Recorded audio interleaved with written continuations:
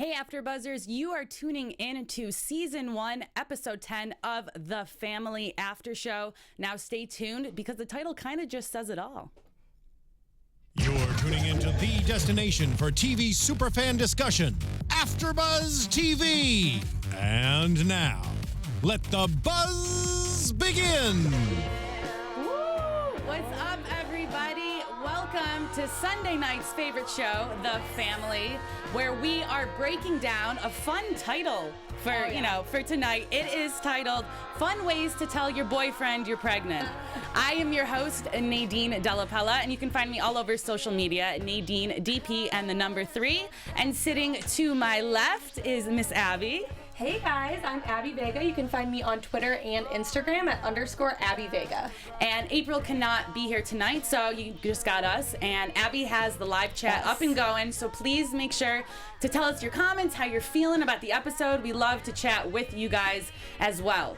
All right, so what are your first initial thoughts about tonight's episode? You know, it wasn't as crazy as I was expecting. I mean, obviously we learn a lot and there was obviously craziness, but compared to the last couple episodes, I didn't think it was as, I wasn't as stressed as normal. Yeah. You know, usually I'm very stressed out watching this, but obviously we learn a lot and that oh my god factor wasn't like immediate, it wasn't there. But I feel like that's how this season is kind of played out though. It has like these little ups and downs of like really intense episodes, then a little bit more build up episodes, so we know like next week is just going to be kind of out of this world. Yeah, I feel like the next, I don't know if it's a 2 or 3 more. They said 3 in the preview, but I feel like they have to be all very crazy coming up. I'm excited. I'm so excited. The way that they start off this first episode is start off with a flashback, 10 years in the past, and they're doing like a tree dedication ceremony for Adam.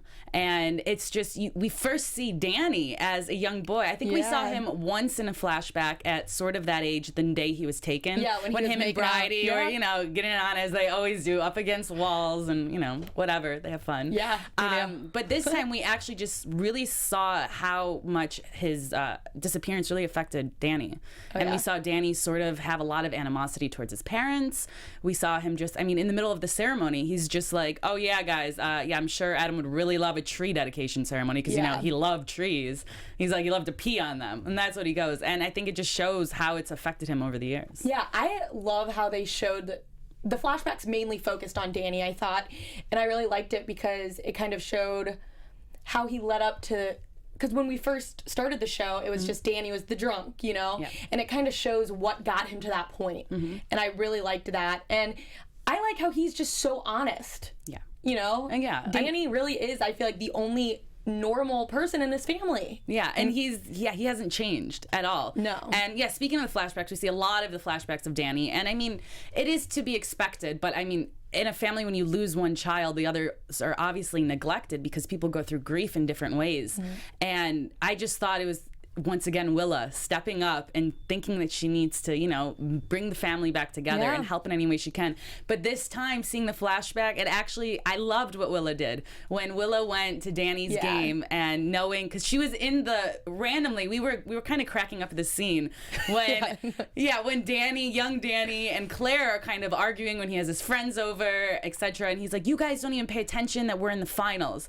And then all of a sudden, it shows around the corner, Willa's creepily sitting in a chair. Like, what are you doing? I was so confused to, the relevance of that, but I guess it just makes sense that it was her finding out that he was upset that no one's really paying attention to his games and things like that. But that was so strange. So I loved that she actually showed up though with the sign, so cute. To support her brother, and he loved it too. Yes. But an interesting part in just the flashbacks, one of the lines was when they are sitting on the porch, Danny and Willa, and she's like, you know what, we're gonna be okay. Like, we're not gonna be broken, because I Googled it and it said that kids are like plastic and we're gonna just bounce right back from it. And then it cuts to present day and it shows that that's not true at all. That did not happen. It doesn't work that way. You don't just bounce back from something like that. You have to grieve as well. Yeah. I feel like Willa is honestly the one who's bounced back the least of everyone. Yeah. Obviously, because she's done so much and just dug herself this deep hole of lies and everything. But know. That's Willa for you. That But yeah, is. so speaking of Willa had a lot of interactions this episode, I feel like, with a bunch of different family members and characters. So I feel like it was a lot around Willa and her, you know, and not shadiness, but just her, what she's up to. But I just thought it was interesting that what triggered her to initially ask Ben, did you hurt Adam? Because that's kind of how the whole show starts off after our first initial flashback, is that she just bluntly confronts Ben, like, did you hurt Adam? And he actually, we find out later, admits that, yeah, I did hurt Adam. And I loved him, but I also hated him as well because he did everything I didn't have. But do we know what initially triggered her to ask that question? In the last episode, I think she started getting suspicious when she found out that Ben told Claire a different way of how Adam died. That's what it was. So she confronted him, and then in the first confrontation, she wasn't even as blunt. She didn't, I don't think, straight up say, did you hurt him? She did that later in the episode. But in that first conversation with Ben and Willa in the kitchen, I wrote down that Willa is definitely suspecting Ben of foul play down there. Oh, yeah. She knew, I think, and I think she was almost afraid to ask at first because she knows she's the one who brought this person into the house, and it's like, if she knows that he's the one who hurt Adam, the guilt will be even higher. Oh yeah. And then as soon as Adam, it's just so typical, it's like as soon as Adam admits that, yeah, I did hurt Adam, we don't find out how at all. I think we will. Hopefully next episode we'll get some more answers on that. But he's like, all right, I'm gonna go get the forks, like I'm gonna go set the table. Just so casual, like, yeah, I hurt your brother, I'm pretending to be him right now I'm just gonna go set the family dinner. He is so creepy. Like, what is happening? He gets creepier and creepier, and he has this very sinister, like, smile when he says things, you know? He shows no emotion. It's like he's almost proud or happy that he's kind of, like, it just makes me like wonder what's happening, like what's going on with him. And it's his 19th birthday, we realize, and it's Claire is, you know, trying to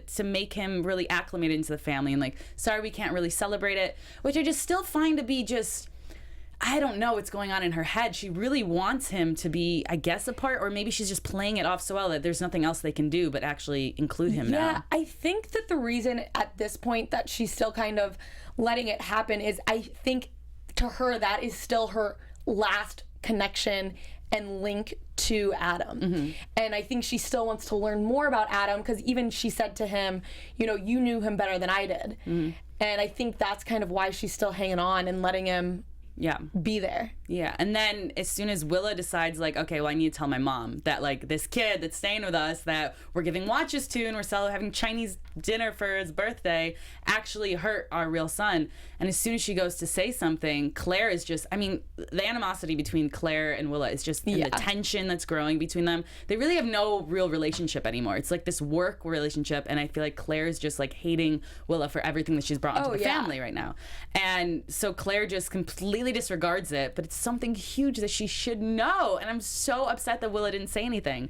And Claire just goes on this rant about, well, how much do I owe of my soul? How much did you sell of my soul to these companies to try to get me elected for the genetics? And that's all that's on her mind. At the same time, she's having someone that's living in her house that could have possibly been the one that killed your son. You know? I know. I think Willa got really set off when she saw the watch that Claire gave, and that's kind of what triggered her. Because to me, I think, I don't know if you agree with this, but to me it seems that Ben was just so jealous of Adam's life that he legit is trying to be him. You know, he calls Claire mom, he calls John dad, which really freaks me out still. He says it so matter-of-factly. He's like, mom, and, you know, Willa freaks out and is like, that's not your mom, you know, stop saying that. But to me, he's so invested in this, like, character of being Adam, and it's weird. And he called her out too. He's like, you're the one that brought me here. Why are you yelling at me for, like, saying mom? But I think it's just weird that he's like, yeah, okay, if you want to play along with it in front of Danny and John, because they're the only ones who don't know, or in front of the cameras and when you're outside your house. But to Claire and to Willa, why do you have to, you know, really go for that? And they're all just pretending. But yeah, is there something in the chat going on? Watcher Carter said, I guess this is in regards to Willa trying to tell Claire. He said Claire just doesn't want to know. He doesn't think. Oh, yeah. You know, she I think that would put her over the edge if she finds out, or she will find out, I'm assuming, but I think that's going to put her over the edge. Well, I think that's why Willa probably like halted it and was like, okay, not the time or place, because we should talk about this too. It's the how much Claire owes to these genetic companies now. And the crazy thing is, it's not even what she's going to have to do when she's governor, you know, give them the deals over other companies. It's now that Bridie is finding out the connection between Willa and one of her college classmates, who's kind of the CEO, I guess, of this company. And can we just discuss that phone call of Willa just like lying to Bridie on the phone when she's on the streets? Like, Willa it's crazy, that character, how lying is like second nature to her. Oh, yeah. She straight up acted like she was saying something to someone in her office when she was just walking on the street. And Bridie is sitting there watching, and I think Bridie at this point just knows how big of a liar this girl is. Oh yeah, and she's just cracking up at it, and she's watching her like, what is this like really happening right now?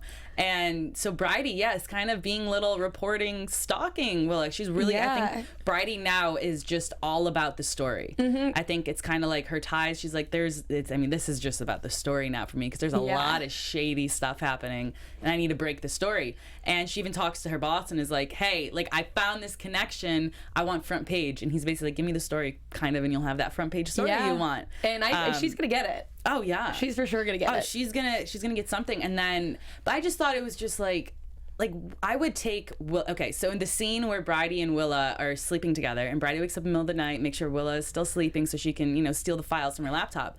Why would you just turn on the light in the bedroom and do the files? Like, I would at least bring that to the bathroom. Yeah, that was very ballsy. That's what I was saying. I'm like, come on. Willa could wake up at any second, and you're gonna be straight busted, obviously. Because it said 48 minutes to download even on She must there. be a deep sleeper. See, what I would have done is I would have went to the bathroom, and then if I heard Willa wake up, I would have hid it in the bathtub or something, and then sneakily put it back. That kind of made me nervous. Yeah, very nervous. I mean, I guess that's the point. So was it she just stole the USB?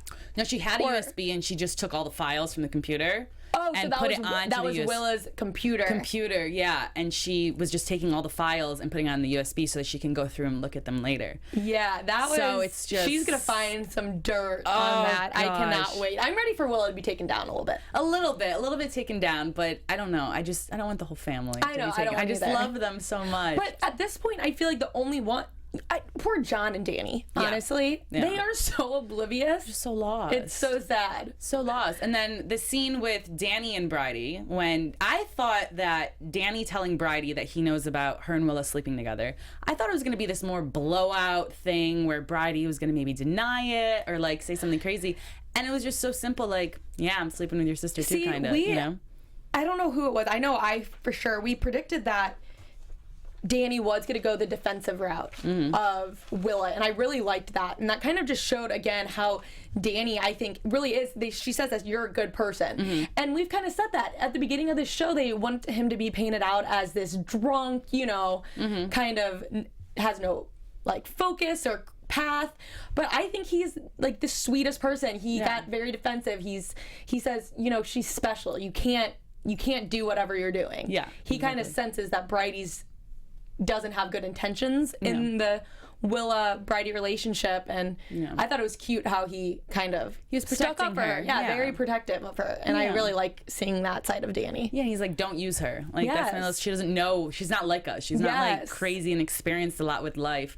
But it's just crazy that right after that conversation, we see that Bridie's just still using her. You know what I mean? Yeah. But I mean, in typical Danny fashion, though, after Bridie left, and then he's like, oh, I need to celebrate. I'm a good guy. I know. Let's call a good guy. Is this good guy whiskey? Like, I love Danny so much. Give him a little pat on the back. Watcher Carter, not Cardi. Watcher Cardi said that Danny is cute. We agree. Yes, we agree. We definitely I think agree. We have to mention that at least once or twice every episode. It's like, it's in our contract that is something that we have to. We love you, Danny. We have to bring up. Love you. You're a good guy, Danny. You are a good guy. Such a good guy. Okay, so transitioning a little bit, let's kind of talk about Hank right now. Yes. So Hank has, Hank is very your boy. You love Hank so much. And he has really transitioned, and now he's like, I am going to be the hero of the story. Yeah. I was the villain for basically like the first few episodes of this season. He was the villain, and I mean, I still I don't know how I feel about it. Anyway, we won't get into that. But he was still waiting. He started waiting last episode, and for a whole week now. No, just kidding. But since last episode, he's been waiting and for Nina, and then Nina finally shows up, and they get to sit down and have that one-on-one chat. And he's basically like, you know what? You're going to make me a hero. I'm solving your case. I am not the monster, and I'm going to help you catch the monster. And you're going to listen to me. Yeah. And he pulls out the little bird cage, and then Nina's face just drops like, oh my goodness. Yeah, Hank is pretty much calling the shots in the discovery of Doug now. Yeah. You know, I wrote down, he has this very new sense of confidence to me. You know, even when John goes over to the house, he just is like, gosh, your girlfriend. Yeah. You know, he kind of just... Yeah. He knows that he kind of has the upper hand in this situation right now. Oh, yeah. And he knows he was wronged, and he's ready for his redemption, and I kind of love it. He deserves it. And he even said to Nina, because she's like, I don't have any time for you. He goes, you put me basically in jail for 5 million minutes or whatever, so you owe me 1. And that was a great line. Oh, yeah, he had the minutes, like, counted down. He's like, that's how much you owe me, actually. So, yes, you will talk to me. I mean, what else are you going to do in prison? You just, you know, do math, you calculate stuff. I kind of like, he's just being super just straightforward. He's like, we're doing it my way now. Yeah, you know? You kind of have to be. And then, so you said John, you know, came over to the house, and Hank kind of just like pushed him to the side, like, I'm not even going to deal with you right now. And then John finds him at the diner, and John is just like, hey, kind of wanting to make a truce by paying for dinner. And Hank is kind of like, are you kidding me? You think really paying for my catfish dinner is really going to make up for everything that happened and all the horrible things you've done to me? And kind of just storms off. And I mean, valid. I think so too. Completely valid. I think that, you know, John has no right to just go in there and pretend that everything is okay, because it's not. And he was treated horribly. Like, he was going to sell his house and move because of everything John and all of them were doing. Like, I respect John for, you know, at least trying to make the amends, you know. And we saw in a couple episodes ago, Claire went up to Hank and said thank you. So I feel like now they're really feeling this guilt. They're like, Hank really didn't do nothing wrong. And I'm glad that the writers made it so that Hank still does have kind of that animosity and that anger towards them because of everything that he went through. So to me, it wouldn't be realistic if he was like, oh, you're okay, buy me dinner. You know, everything. No, that's not gonna. 10 years of his life were taken away. Yeah. So I like that they still have him showing that kind of anger and not being super forgiving right away, because that's a big thing to forgive. Happened. It just happened. So it's valid. But I mean, you're right. They are doing baby steps and trying to at least show that, like, hey, we're kind of wrong. But I mean, it's going to take years if he ever actually does, you know, end up forgiving them, I guess. Yeah, but it's just good that they're showing Claire and John at least showing kind of a sense of remorse and feeling guilty and bad over this. Yeah, and we see in the preview for next episode too that there may be a little bit of teamwork between Hank and Claire. Yes. Possibly. We see, you know, him open the door and she's there, so I don't know. Hopefully maybe now they'll all work as a team together. I hope so. I don't know. Something's gonna happen. Yeah. But yeah, speaking of Claire, so Claire decides to pay Miss Nina a visit. And when Claire just walked into the police station, and then she just stares at Nina, and Nina just looks at her and it's like, all right, we're doing this. We're meeting again. Yes. And the tension in that room, I could feel that from like my seat watching it. It was just so much. And Nina just refuses to tell Claire who the name of the kidnapper. She's like, sorry, this is an ongoing investigation. And then gets real aggressive with Claire, basically being like, hey, I know there was 2 kids down there. I know that Adam's not Adam. You are interfering now because an FBI agent was taken. Like, you need to confess right now or you're in trouble. But Claire being Claire, like mother like daughter type, are able to spin stories like no other. Starts calling Nina like a whack-a-mole, which I thought was funny. She pretty much, she dives, she like stabs a knife in there and twists it around. She's like just making her feel awful about everything that she ever got wrong. She calls her a failure, is like, how do you wake up every morning? Like, I wouldn't if I were you. Like, what's the point, basically? You're like a failure at life. It was like Claire's defense mechanism to, you know, she gets called out, you know, for knowing that this isn't really her son, and so she just twists it around to Nina. Yeah, and then Nina, but then Nina just sits there and takes all of it, and then is like, you better have everything in order, because I'm going to catch this guy, and we're going to find the truth, and you're done. Yeah, and then Claire just storms off. I loved how she said that. She goes, Did Claire say go to hell when she left the room, or did I just make that up?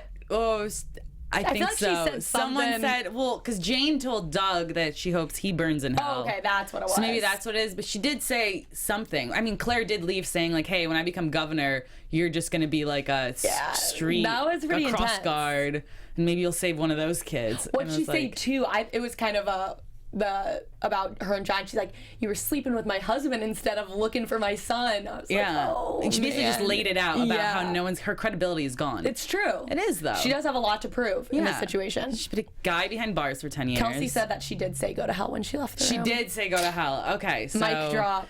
Bam, Claire, and then just ran right out. Yeah. Like, I'm gonna destroy you. If you try to like blow this up in my face, you're just done. And Yeah. I mean, it's a threat. But I mean, as Nina though, do you take that threat like serious, like very seriously? Like, but you can't leave it alone either. You know, I feel like at this point, Nina knows how close she is. Nina knows that she's going to make right. She's going to find the person. So I think she kind of just is trying to stay calm. She's like, I'll prove myself. Yeah. There was no point in arguing. Claire was no winning with her. So Yeah. Well, because then she also says she's like, I have nothing to lose. Yeah. Which is true. That is true. And then, I mean, Claire turns around and says, you have everything to lose, but I kind of take Nina's side on that. Yeah. She can't really look much worse. The affair's already out. She was already known to be the one who found the wrong guy, so I think she has nothing to lose, honestly. Yeah. And I think that's what's hurting her, though, in trying to find Detective Clements when she decides she gets a warrant because her boss tells her, hey, you're doing this legally now. You've done a lot of bad, like, if you're going to, like, be the lead on any case now, you have to do it by the books. Because you've kind of messed up, your reputation and stuff. So they get the warrant, and they go in, and they search Doug's house. And can we just talk about this? Because you and I, Abby and I, when we were watching this, and the scene where they search the whole house, no one's there, no any type of trace of Detective Clements being there.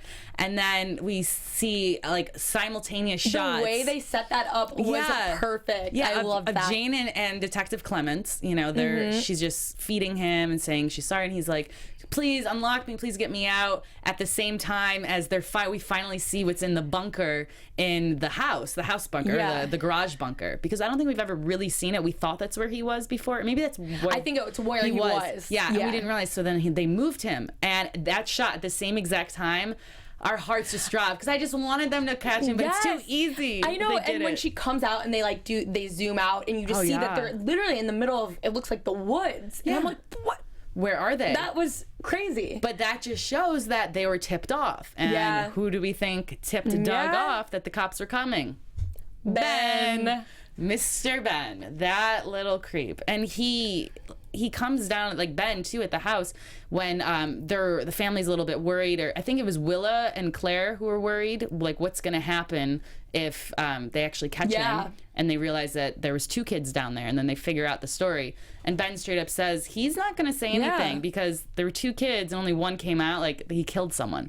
So like your secret's kind of safe, but then it's like, okay, so to me, I kind of got, right when they said that, I was like, okay, that makes sense. But then at the same time, you're pretty much already going to go to jail for anyway. So why not just be honest about it? I don't know. Ben but I mean, that's just Ben just kind of playing. I think Ben like came in at that right moment because he's playing some type of game with Doug, and they're like, so he's saying that for a certain reason. And then can we just discuss? They met up at a park. Just in the middle of the day at a park to chat, and we didn't even find out what they're really discussing. All he wanted to know was if there was any other information. Does that not drive you crazy? Because they did that in the last episode when he's in the room. He's like, we need to talk, and then they don't show anything. It's like, what is happening between them? It's driving me crazy. It's next I episode. need to know. Next episode, I think a lot of bombs are just going to be dropped, and we're going to figure it out. Also, so there's been people kind of saying that maybe Ben is Doug's real son or something. It is kind of weird. They showed them on the park bench. Like, they did this one shot, and neither of them were talking. And they really do look similar. I don't know if they did that on purpose, so that's just kind of what you think. Yeah. But I'm so curious to what is going on with them, too. Well, because Jane brings up that there was another guy. When Jane is talking with Detective Clements, she brings up there's a guy named Eric. So that made me think, is Ben Eric? That's what I thought she was going to say Ben. Did you think that? I thought she was going to say Ben, but then she said Eric, and I'm like, wait, so maybe Ben's not his real name. Yeah. But why would he go? I don't know. It's weird. It was, I mean, we're going to figure out next episode. We have to. There's only a couple episodes left. They have to let us know what's going on. It's going to drag it on to season 2 for us, and it's just going to be a heartache. But, my gosh. Yeah, but Jane, let's just discuss this huge scene between Jane and Detective Clemens. Not just one scene, I mean, just the whole bunker part of it, where she is just, I mean, she's in a pickle, you know? And she is. It's a big pickle. I think Detective Clemens even uses that exact line, like, you're in a pickle. Yeah. Like, you just, like, you have an FBI agent captured and trapped in your bunker right now. And you hit him in the head with a frying pan. You're not letting him go. But it's like, but what do you do if you're hurt? Like, you made that decision. And so it's like, do you just let him go? But then you're going to go to jail. And I think Doug put in her mind, you're going to go to jail. The baby's going to be taken from you. And I think when you just think about your child more than anything, you'll just do whatever to stay with your child. Yeah, I think it's more Doug kind of just getting in her head, because I think he has his whole plan set up, you know? Yeah. So, because to me, I think she's obviously just very scared, because I think Clement says something to her, you know, like, you can just take me now, get us both to a hospital. Because in a sense, I think obviously she'd get in trouble, but they'd somewhat understand the situation a little bit. You know, she was scared. She's been kind of manipulated by her husband, all this stuff, but her doing the right thing, I think, would help her a little bit. Help her do it, yeah. But her just kind of waiting and doing nothing, and I mean, now she can't really do anything because the key's gone. Yeah, that whole stuff. thing. It's but I mean, she is feeding him. She does feel sorry. So like, hopefully when because I think he's gonna get released. I hope he doesn't die down there. Please don't. I know. Please don't perish on us. But yeah, she just keeps saying that she's sorry, and then all of a sudden, her water breaks. It's just a testament of how scared she is. She won't even go to the hospital. She won't call the police. Like, the actress, I don't know her name, but she's doing a great job. Oh yeah. And I think Clements, so Matt Lawler, that's his name. This episode, I really liked how it focused a lot on those two characters, because you got to see way more of an emotional range and stuff from the actors themselves, and I really liked seeing that. Yeah, and you could just also see like him try to use all these kind of tricks on her, like talking about how she was a Girl Scout and how she's a good person. She's not a bad person. She really wants to let him go, and like really trying to persuade her. And I think that it kind of did work, because at the end she's like, yeah, I don't have the key, because I think she would have let him go. You know what I mean? But Doug did take the key. But can we just say that he had to watch her deliver a baby while he's shackled up? Can we just like, that was so bizarre. That image is never gonna leave his mind. Like, No, you realize that? That stuck with him. Honestly, too, that kind of shows what kind of person he is, because he's sitting there talking this woman who assaulted him. He's clearly getting very sick. He has an infected head. You know, he's sweating. He doesn't look good. No. Clement's not looking good. He's looking better. He's had better days. But, you know, it shows what kind of person he is. He's still, I think in a sense it's because, you know, this person's, at this point he thinks she could still release him, so he's trying to do whatever he can to kind of get her on his side. Yeah. But yeah, so when she's like, my water broke, right? And she's like, you have to help me. And he goes, I'm not a doctor. And then all of a sudden you see, though, in his face that something clicks. And he's like, okay, go get the key. Go get the key, though. Like, yeah, I'll help you if you get the key.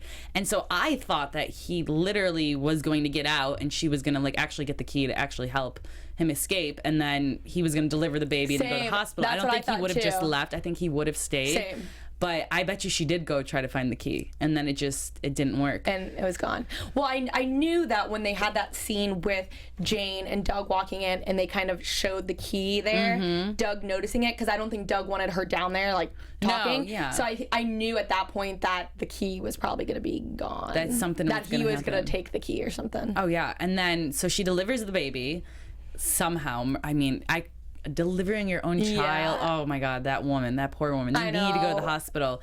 But all of a sudden, Detective Clemens just says, "I'm so sorry." And in that moment, we both thought the baby was dead. Okay, no, I didn't think the baby was dead. I honestly thought that like he maybe had somehow undone himself and was gonna like whack her, or I thought that Doug was gonna be like behind her and do, I don't know. I thought something bad was gonna happen. That she was gonna get shot or something, because there was a lot of dark behind her. It was dark, so I thought Doug was gonna be lurking in the shadows or something. And something crazy was gonna happen. But yeah, and then he just says it's a boy, and there's no real explanation needed for that. It's kind of like, you have a son now.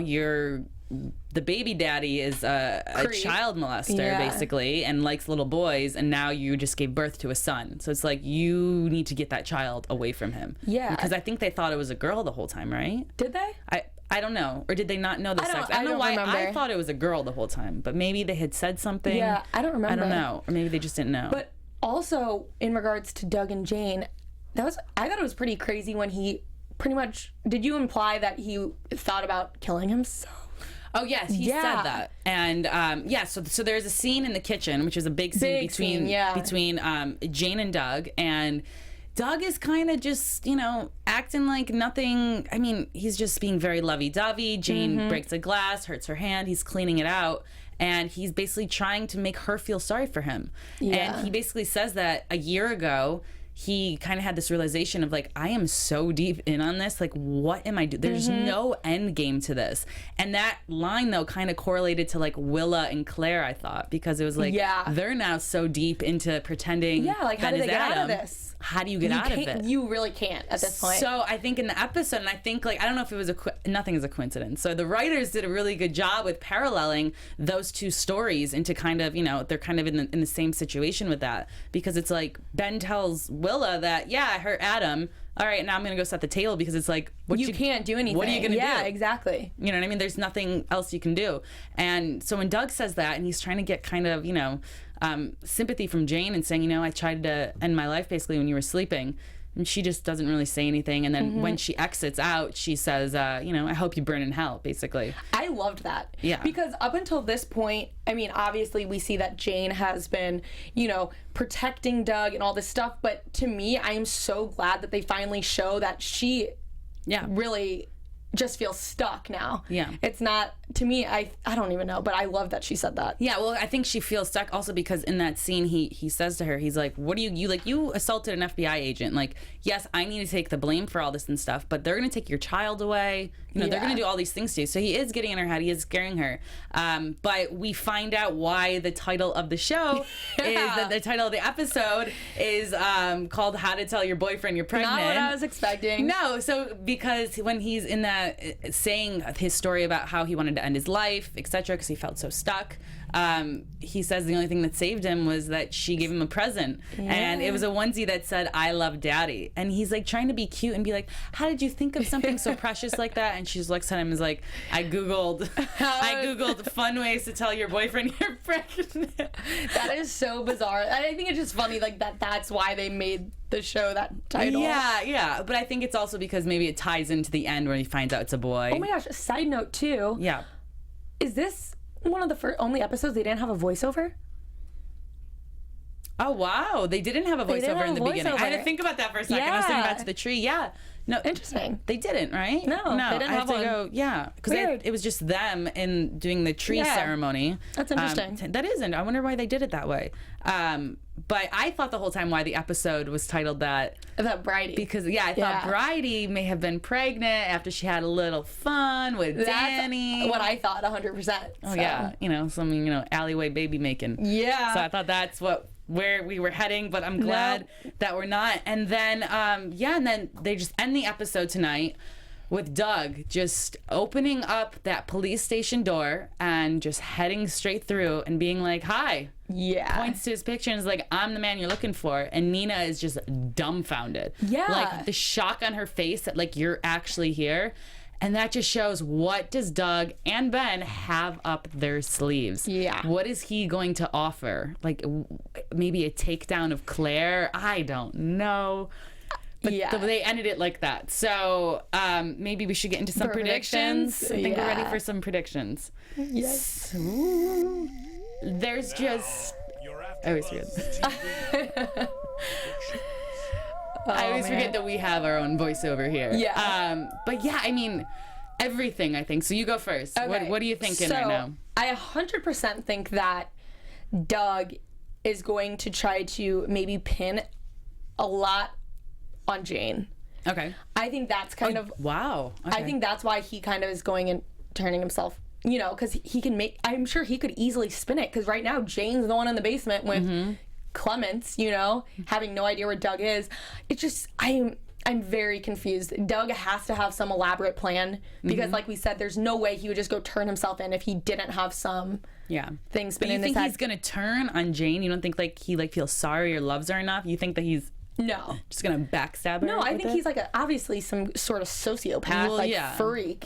And think we know so, you know, he was telling Jane, you know, I'll take the blame, all this stuff. But I think he's turning it around on her. And I think she's just going to look like an idiot. So she's gonna be the scapegoat for him, basically. I think so. And I'm dying, like I said, to know what Ben and Doug have going on. Yeah. There's something so... I can't even imagine or start to think of what exactly their deal or arrangement is. Yeah. But clearly, Doug is not hurting Ben or trying to hurt Ben because he had those opportunities 2 different times already that they've shown where they are alone. He could have taken him back. He could have done anything. Oh, yeah. And he didn't.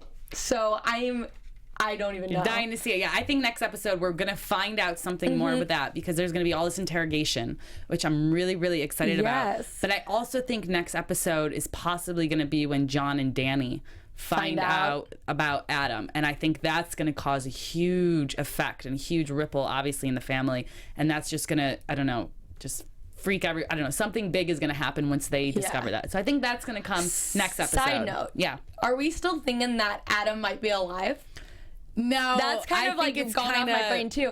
But then at the same time, they still haven't showed any body or real. Yeah, they've kind of just said it. You know, do you think that they're maybe gonna show in a flashback eventually of they have to him actually dying? Because at this point, what they showed that Doug took him out of the bunker when he got sick. And that's about it. You just see Doug telling Ben that, you know, he passed away. So no, we haven't seen. But I also think we would have seen Doug going somewhere, like showing, like to take care of him. Because where would he be? I also really want to know how Adam hurt Ben. Yes, I think that's how that we're went gonna down. We're gonna figure that out. Like, are we thinking that maybe? Well, I just thought of this. Did Ben kill Adam? No. Or maybe I think he just really hurt him, and then. But we saw Adam being sick, though. We saw that in one of the flashbacks. We saw him having sweats and chills. I'm curious. I think that they did get in a fight. He did hurt him at one point, but I don't think he tried to kill him at all. Okay. But maybe him hurting him at one point did kill him eventually. Yeah, there's just, I mean, there's so much that we still have to learn. There's so I feel like these do. last couple episodes are going to just be absolutely nuts. So I am so excited. So excited for it. So next episode, gonna be crazy. I can't believe we're almost coming to the end. I know. Like, where has the show gone? Can we get our second season renewal announced, please? We need to hear this. I need to know what happens. I know. I'm like, honestly, been Googling looking to see if it gets renewed. Yeah. Well, until next week, thank you guys so much for joining us tonight. I am your host, Nadine Della Pelle, and you can find me everywhere, Nadine DP and the number 3. Hey guys, you can find me on Twitter and Instagram at _Abby Vega. And remember to like us all over social media, follow us, and like us on iTunes as well. Give us a 5-star rating, and we will see you guys next week. See you later.